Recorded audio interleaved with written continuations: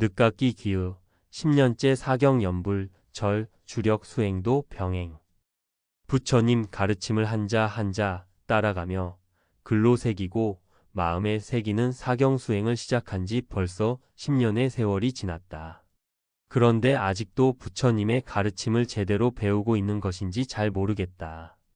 다만 부처님 제자가 되었으니 그 발자취를 따르고자 수행을 택했고 수행에 정성을 다하고 있는 것뿐이다. 불교와 인연은 우연이 아니었던 듯하다. 전생이 있었다면 아마도 독실한 불교 집안에서 자랐을 것이다. 부모님은 어느 산골에 교회를 세울 정도로 독실한 기독교 신자였다. 그 집안의 셋째 딸이었던 나는 어려서부터 거리의 불황아를 집으로 데려와 옷과 음식을 내달라고 졸랐다고 한다. 몇 명이나 되는 아이들에게 그렇게 했는지 헤아릴 수 없을 정도였으니 부모님은 나중에 크면 사회사업가가 될 것이라고 말씀하시곤 했었다.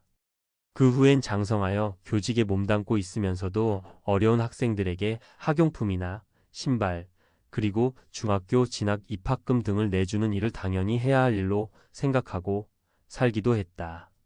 45년 8월 15일 광복을 맞을 때 중학교 2학년이었다.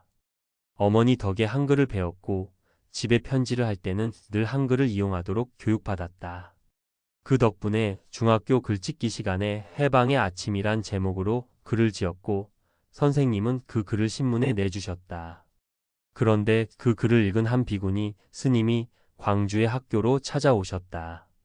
그리고 그것이 인연이 되어 스님과 편지를 주고받았다. 아마도 그 스님과의 인연이 오늘날 이렇게 부처님 품에서 살도록 했을 것이다.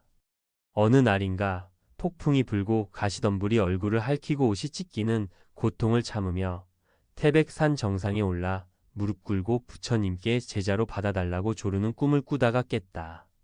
지금 생각하면 그러한 아픔을 다 겪은 후에 부처님께 오라는 꿈이 아니었나 싶다. 나이 57세가 되던 해 어느 여름날 부처님 품에 한 몸 던져 엎드리기까지 그토록 믿어왔던 모태신앙의 회의를 느꼈던 것은 지금도 잊혀지지 않는 서글픈 현실이었다.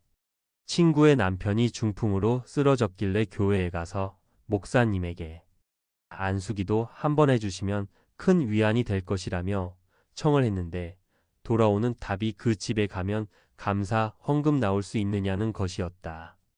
이게 예수님의 사랑이란 말인가 하는 실망과 함께 그 길로 교회와의 인연을 접고 부처님 말씀이 담긴 책을 탐독하기 시작했다. 그때 법정 스님의 무소유를 읽으며 답답하던 가슴이 환해지는 느낌을 받았다. 찬란한 햇살이 축복이라도 내려주려는 듯 앞길에 무지개 다리가 펼쳐진 듯 황홀함을 느꼈던 것이다. 그 길로 조계사를 찾아가 공부를 시작한 지 이제 20년째다.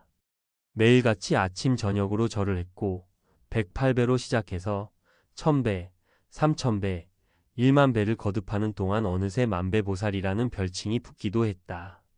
그리고 난 스스로 숫자를 세는 일이 갈수록 늘어났다. 이게 아니다 싶어 시작한 것이 연불수행.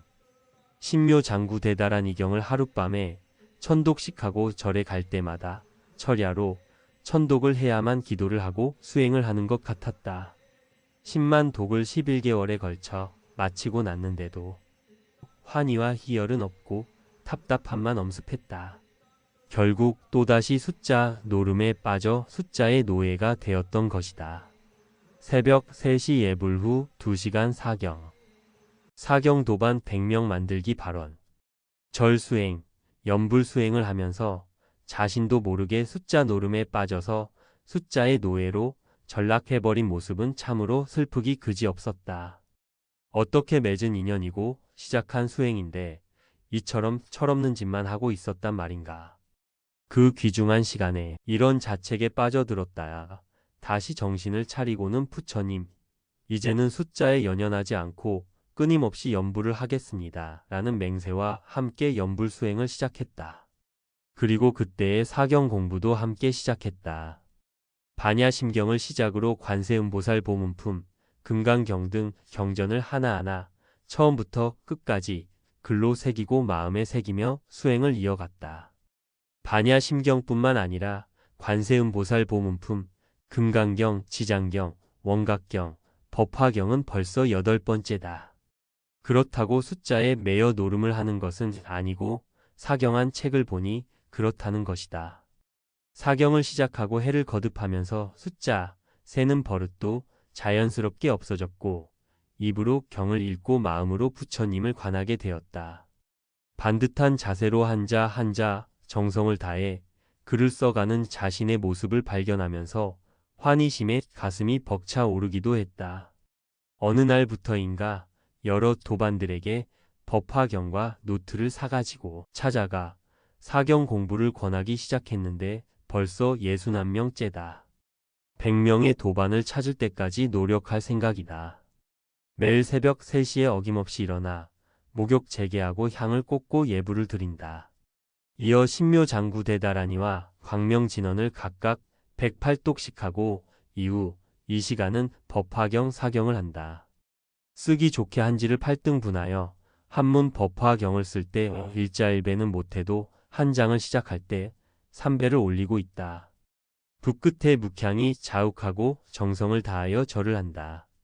첫 번째 일배는 나를 사랑하고 지켜주시는 모든 불보살님께 감사합니다. 두 번째 일배는 돌아가신 부모와 조상의 영가, 그리고 온 법계의 일체 영가들이 부처님의 가호로 어두운 저승길에서 헤매지 않고 다 함께 극락세계에 왕생할 것을 기원한다. 마지막 일배는 내 스스로 자신과의 약속을 잘 지킬 수 있는 사람이 되도록 순간순간마다 최선을 다하는 삶이 되게 할 것을 다짐하고 있다. 이렇게 새벽 수행이 끝나면 아침 준비를 마치고 8시 전에 집을 나선다. 현관문을 나서는 순간부터 거리와 버스와 지하철 속은 나만의 법당이 된다. 경전을 읽거나 다란이경을 암송하기에 이보다 더 좋은 도량이 없다. 이런 생활이 벌써 10년째다. 언제부턴가 경전을 펼치면 방 안 가득히 그윽한 더덕 향기가 내 몸을 감싼다. 몰라보게 건강이 좋아진 것이다. 이렇게 새벽에 참되게 살아가기를 발언하니 마음이 청정해져서 출근길이 즐거운 걸음이 될 수밖에 없다. 올해로 나이 76. 언제 부처님께서 부를지 몰라도 부끄럽지 않게 살고자 한다. 씨를 뿌리기는 쉬우나 열매를 맺기 어렵고 고민을 할 수는 있으나 해답을 얻기가 쉽지 않고 뜻을 세웠으나 이루기가 힘들도다. 모든 것이 부질없음을 아나 이렇게 뼈아프게 부대낌은 태어난 자의 도리가 아닐지. 수첩 갈피에 이 글을 붙여놓고 매일 아침 출근하면 가장 먼저 펼쳐본다. 뜻을 세웠으니 이룰 때까지 정진하리라. 이 길이 나의 가장 행복한 공부의 길이게.